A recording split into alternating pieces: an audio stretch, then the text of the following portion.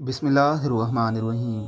दांतों की तमाम तकालीफ चंद सेकंड में ख़त्म। दांतों का हिलना, उनका पीलापन, मुंह के बदबू, मसूड़ों की तमाम तकालीफ का इलाज।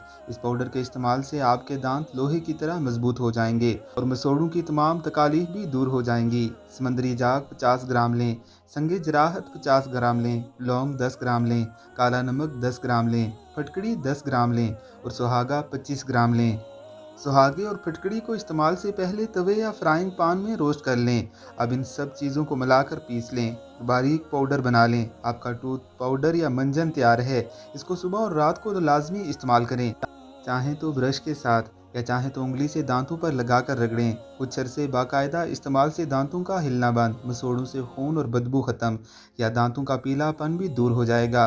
लेकिन इसके साथ साथ कोशिश करें कि मुंह और दांतों को नुकसान पहुंचाने वाली एशिया का इस्तेमाल भी तर्क कर दें। यह आपकी सेहत के लिए भी ज़रूरी है और सेहत की नेमत की नाकदरी ना करें, इसकी हिफाजत करें।